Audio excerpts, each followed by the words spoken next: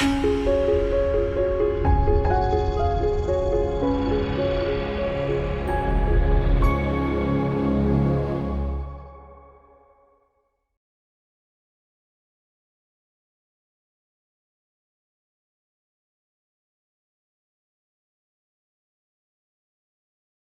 are different questions.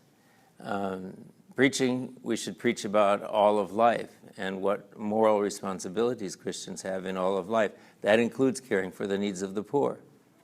I am reluctant to use the phrase social justice because it means many different things to many different people. Some people think it means the government controls everything and makes everybody equal. Well, there's Cuba or North Korea, but that's not social justice. That's trapping everybody in terrible poverty. For other people, social justice just means we should care for the poor and help them, and that is surely right. It's taught often in the Bible. Paul says in Galatians 2, only they, the apostles in Jerusalem, they would have us remember the poor, the very thing I was eager to do. So Paul says the Jerusalem apostles wanted to remember the poor, and Paul wanted to remember the poor. In the teaching of the gospel, it was important to include that message, and we must today also. So I am very thankful in all the nations of the world where I'm aware of this, the Christian church cares for the poor. People give food and clothing and medical help to people who need it, and that's a wonderful thing.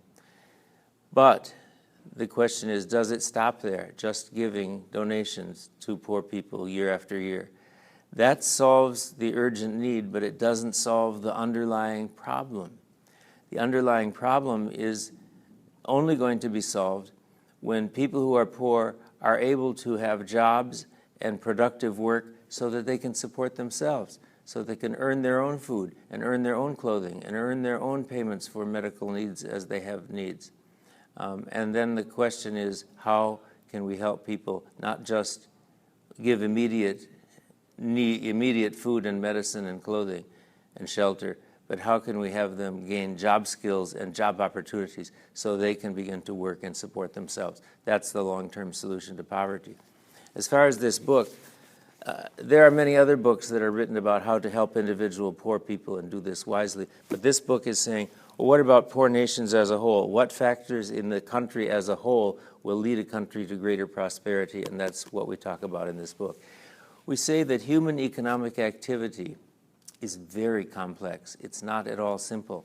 Because when you go to buy food at the store, or you go to buy a phone or clothing, you take into account multiple factors: how much income you have, what color you want to buy, what you can afford, what your friends think, and what is good quality, and what is there are multiple factors.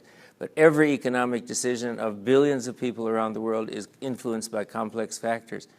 And so the answer to an economic problem is never just one simple solution: change the interest rates, or change the money supply, or change this law.